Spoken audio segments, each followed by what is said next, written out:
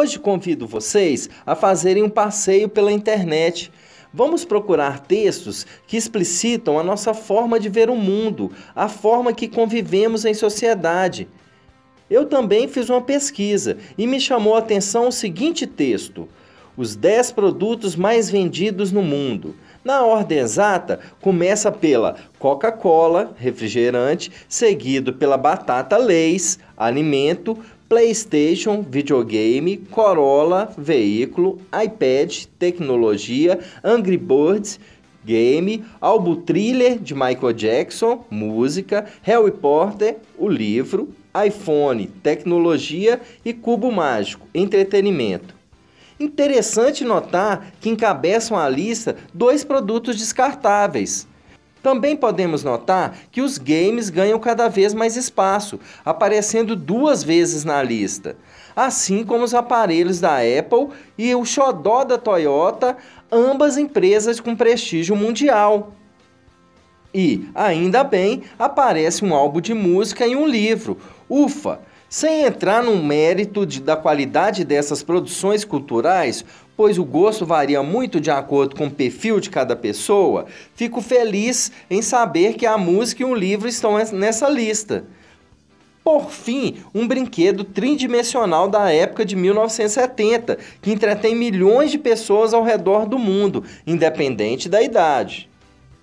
E vocês, o que acharam do conteúdo dessa reportagem publicada na revista Super Interessante? Na sua lista de preferências de produtos, há algum listado anteriormente? Independente se a resposta for positiva ou negativa, é importante estarmos atentos aos sinais, aparentes ou não, que indicam os rumos da nossa cultura. Aliás, se alguém lhe perguntar a definição de cultura, qual seria a sua resposta?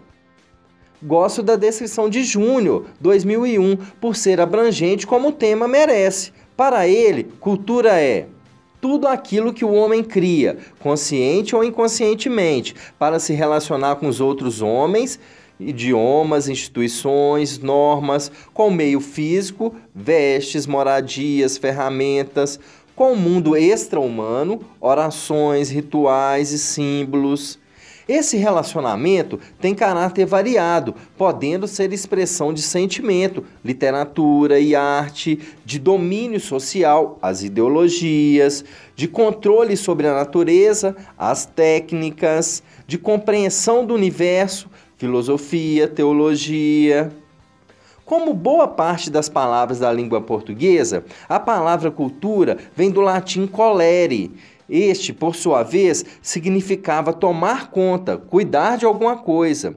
Com o passar do tempo, a palavra cultura ganhou uma série de variações, especificações que visam segmentar e detalhar as variações que temos na área. Vamos a algumas delas listadas pelo dicionário Michaelis. Cultura alternativa, tendência em assumir atitudes, costumes, ideias, linguagens, etc., que contrariam os padrões culturais vigentes na sociedade. Cultura de massa, conjunto estereotipado de conhecimentos, costumes, padrões de linguagem, etc., imposto a uma comunidade pelo grupo dominante do ponto de vista cultural, é a indústria cultural.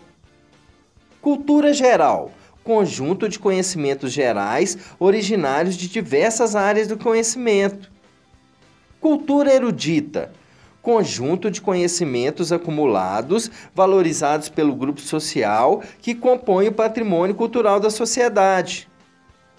Cultura física, condicionamento físico por meio de ginástica, exercícios em geral e da prática de esportes, a fim de aprimorar o organismo. Cultura popular, folclore. Além disso, foram criados alguns termos transversais ao tema que precisamos conhecer para ajudar a transformar a sociedade em um lugar melhor para se viver. São eles: etnocentrismo, pensar uma cultura como superior demais, o que gera uma série de transtornos à sociedade. Um dos piores exemplos nessa área foi o nazismo. Atualmente, a maior preocupação volta-se para o Estado Islâmico.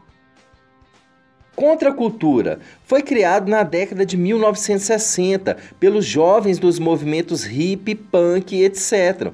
Eram pessoas que buscavam modos alternativos de vida, vivendo sobre regras diferentes daquela usual. Enquanto soldados dos Estados Unidos invadiam o Vietnã, um grupo de jovens ficou 3 dias sobre a bandeira da paz, do amor e da música no Festival de Woodstock, no estado de Nova York. Sincretismo cultural. Toda interação, mistura, assimilação e confluência entre as culturas. Conhecemos bem este processo no Brasil, que é considerado um dos países onde o sincretismo é mais evidente. Aculturação. Definição para a imposição de uma cultura sobre a outra. Um exemplo foi a ação dos jesuítas, que destruíram a cultura indígena ao desembarcar por aqui.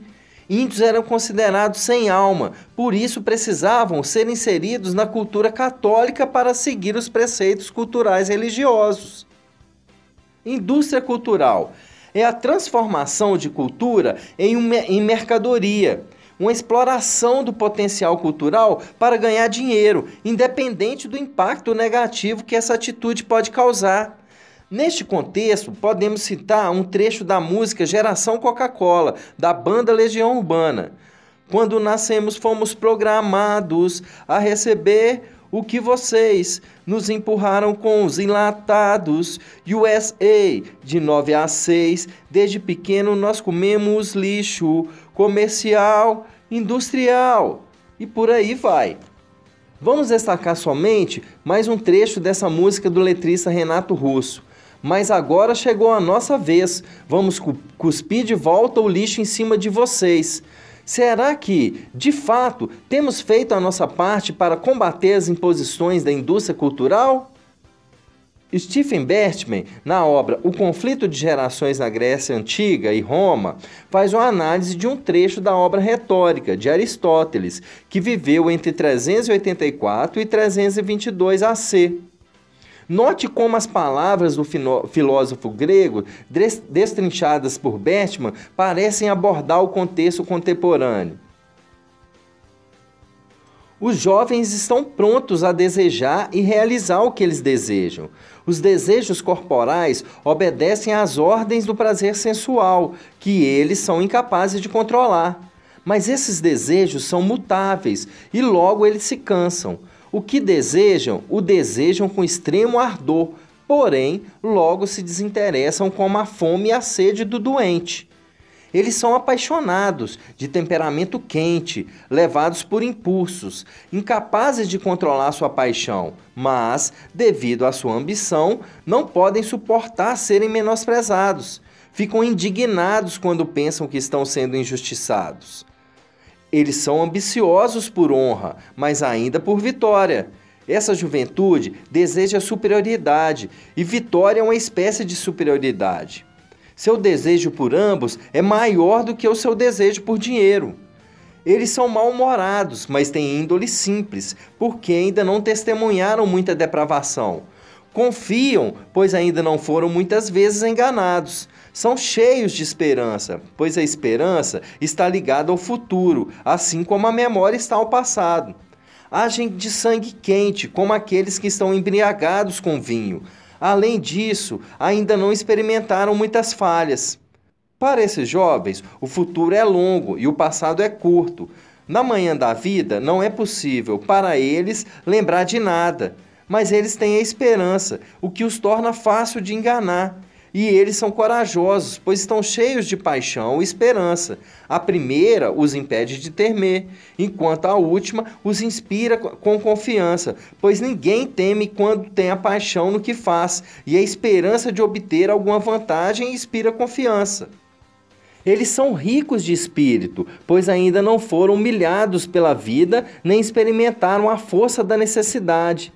Além disso, têm altivez, pois se julgam dignos de grandes coisas, um sentimento que pertence a alguém que está cheio de esperança. A cultura é um organismo vivo, em constante mutação. Todavia, em muitos aspectos, continuamos a ser como gerações passadas, não é mesmo? Fim.